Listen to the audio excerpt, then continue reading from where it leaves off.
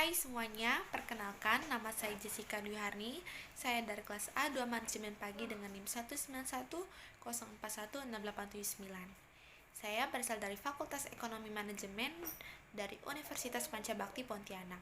Di video saya kali ini, saya akan menjadi seorang moderator di presentasi saya yang bertema Manajemen Distribusi Internasional yang ditugaskan oleh Bapak Ade Mursalin SEMM berdasarkan mata kuliah Manajemen Pemasaran Internasional.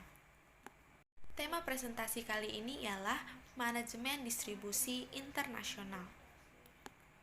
Pembahasan yang akan kita bahas pada presentasi kali ini yang pertama ialah pengertian saluran distribusi menurut para ahli. Yang kedua, anggota saluran distribusi internasional. Yang ketiga, keputusan desain saluran. Yang pertama, pengertian saluran distribusi menurut para ahli. Menurut Warren J. Kagan pada 2003, saluran pemasaran atau saluran distribusi atau marketing channels adalah saluran yang digunakan oleh produsen untuk menyalurkan barang sampai ke tangan konsumen atau pemakai industri. Menurut Kotler, saluran pemasaran adalah sekelompok perusahaan atau perseorangan yang memiliki hak pemilikan atau atas produk atau membantu memindahkan hak pemilikan produk ketika akan dipindahkan dari produsen ke konsumen. Saluran pemasaran antara satu dengan bagian lainnya merupakan satu kesatuan yang saling bergantung sehingga membentuk sistem saluran pemasaran atau marketing channel system. Saluran pemasaran mempunyai andil yaitu sebagai agen, sebagaimana perantara pemasaran bernegosiasi atas barang milik perantara terlibat dalam proses untuk membuat produk atau jasa yang siap untuk dikonsumsi oleh konsumen. Selanjutnya ialah anggota saluran distribusi internasional. Yang pertama ialah distribusi tidak langsung yang memiliki dua bagian yaitu agen dan juga pedagang perantara. Agen memiliki jenis-jenisnya tersendiri yaitu yang jenis pertama ialah jenis agen perusahaan manajemen ekspor atau PME Export Management Company. Adalah suatu perusahaan manajemen ekspor yang melayani berbagai perusahaan dalam kegiatan ekspor. Yang kedua ialah agen ekspor perusahaan atau Manufacturer Export Agent (AE). Agen ekspor perusahaan menyediakan layanan yang hampir sama dengan perusahaan manajemen ekspor, namun dalam skala kontak yang lebih kecil. Yang ketiga, asosiasi web Pomere. Asosiasi ini didirikan oleh produsen-produsen Amerika Serikat. Anggota asosiasi ini dapat menentukan harga, berbagi informasi, melakukan riset pemasaran, dan lain-lain. Agen yang keempat ialah agen komisioner dan agen pembelian yang dikendalikan negara. Agen komisioner ini bertindak mewakili pedagang luar negeri atas pembelian produk-produk tertentu. Yang bagian B, pedagang perantara. Pedagang perantara adalah memiliki hak atas produk dan melakukan hubungan dagang dengan menggunakan nama pribadi dan memiliki otoritas yang berbeda antara pedagang perantara satu dengan pedagang perantara lainnya dalam kaitan dengan barang tersebut. Selanjutnya, pedagang yang termasuk dalam pedagang perantara yaitu yang pertama pedagang ekspor. Pedagang ekspor adalah pedagang yang langsung membeli barang dari produsen dan membeli hak atas produk tersebut. Yang kedua, pedagang koperasi pengekspor atau cooperative exporters. Koperasi pengekspor adalah kumpulan dari perusahaan-perusahaan yang membentuk suatu koperasi untuk mendistribusikan produk-produk ke luar negeri. Yang ketiga, pemasok ekspor. Export vendor adalah perusahaan yang mengkhususkan diri dalam penjualan produk dengan kualitas rendah atau yang jumlah produksinya berlebihan untuk dijual kembali ke luar negeri. Yang kedua ialah distribusi langsung. A. Distribusi langsung melalui agen. Dalam pendistribusian langsung, perusahaan dapat bekerja sama dengan agen perantara di luar negeri yang mana agen ini tidak memiliki hak atas barang tersebut. Yang B. Perwakilan agen atau sales representatif. Kegiatan sales representatif ini merupakan perwakilan perusahaan di negara asing untuk melakukan penjualan di negara tersebut dan komisi didapatkan dari penjualan. Yang C. Agen pembelian. Promotion agents. Agen pembelian ini kadang disebut dengan pembeli barang untuk diekspor. Yang D. Pialang ekspor atau export broker.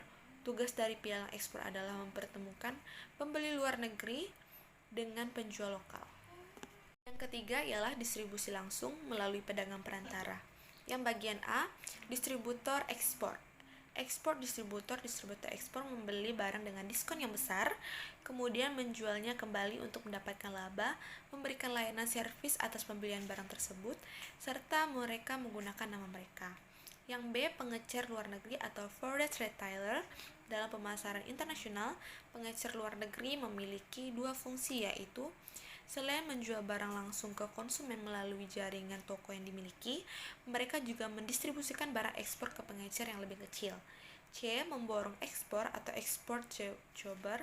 Pemborong ekspor melakukan kegiatan bisnisnya dengan memborong semua barang ekspor untuk memenuhi kebutuhan konsumen luar negerinya. Yang keempat, saluran distribusi milik perusahaan. Salah satu alternatif untuk mendistribusikan produk ke luar negeri adalah dengan membuat saluran distribusi sendiri. Ada 3 alasan mengapa perusahaan lebih memilih untuk membuat saluran distribusi sendiri untuk memasarkan produknya ke luar negeri. Antara lain, untuk memperkuat cakupan wilayah dengan tujuan peningkatan penjualan, dapat mengontrol pendistribusian di luar negeri secara penuh, dan tidak ada saluran distribusi yang lain yang tidak tersedia. Yang kelima, pasar kelabu. Grey market merupakan salah satu alternatif yang bisa digunakan untuk memasarkan produk ke pasar internasional, di mana distribusi barang dari sini dapat dilakukan melalui saluran yang tidak memiliki otoritas. Istilah grey market ini sendiri adalah istilah turunan dari antara ilegal dan legal, di sini abu-abu. Grey market biasanya terjadi dalam perdagangan barang-barang mewah dan barang-barang berteknologi tinggi. Pembahasan yang terakhir ialah keputusan desain saluran. Yang pertama, menganalisis kebutuhan konsumen. Bagaimana perilaku pembelian konsumen, apakah mereka lebih suka membeli lokasi sekitar rumah mereka atau mereka rela menempuh jarak yang jauh untuk mendapatkan produk tertentu. Apakah mereka lebih suka membeli secara pribadi seperti via internet atau via telepon? Apakah konsumen menginginkan banyak pelayanan tambahan dan lainnya dan sebagainya. Yang kedua, menentukan tujuan saluran. Tujuan saluran pemasaran berkaitan dengan pendefinisian secara tegas pelanggan yang akan menjadi sasaran perusahaan dan berkaitan dengan tingkat layanan kepada segmen-segmen pelanggan tertentu yang ditargetkan. Yang ketiga, mengidentifikasikan alternatif utama. Alternatif ini berkaitan dengan jenis perantaraan yang digunakan, jumlah perantaraan dan syarat pada tanggung jawab oleh masing-masing saluran pemasaran.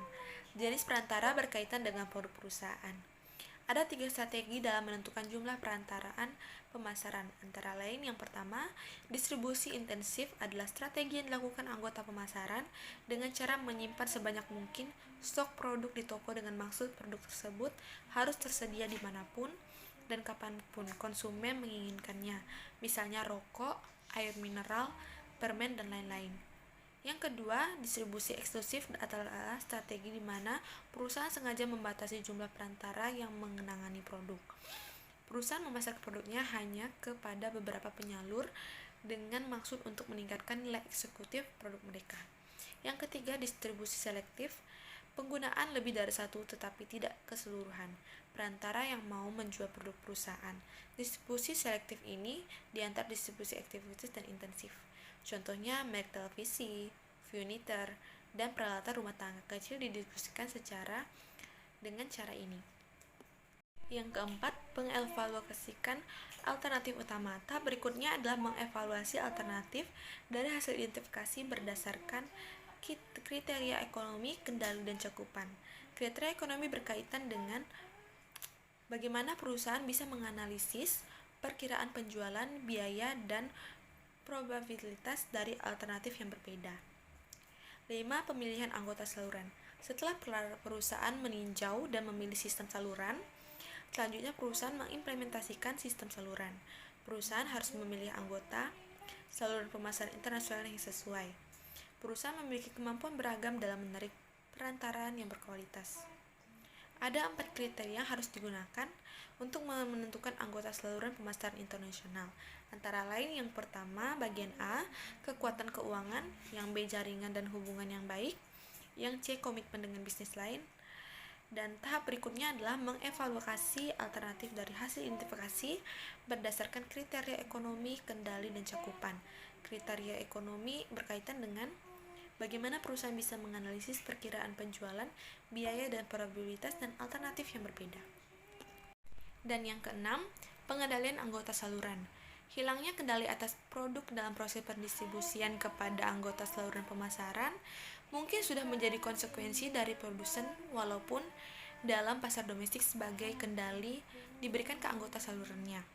Anggota saluranlah yang menjadi satu-satunya jalan untuk dapat menyelesaikan seluruh terkait dengan penjualan, pelayanan, penyediaan, dan informasi. Jenis-jenis channel yang power itu antara lain: A. Kekuatan koersif. Kekuatan koersif berupa ancaman dari produsen untuk menarik sumber daya atau menghentikan hubungan kerja sama dengan anggota saluran, tetapi dalam penerapannya sering menghasilkan konflik. Yang bagian B, kekuatan penghargaan. Kekuatan penghargaan berupa penawar ekstra dari produsen kepada konsumen sebagai wujud penghargaan atas keberhasilan melaksanakan fungsi tertentu. Yang bagian C, kekuatan resmi. Kekuatan resmi ini berupa kontrak yang dibuat produsen untuk anggota saluran bahwa produsen adalah pemimpin yang resmi. Yang D, kekuatan acuan. Produk sangat dihormati sehingga anggota saluran merasa bangga bekerja sama dengannya. Oke, sekian dari presentasi saya pada video kali ini. Sekian dan terima kasih.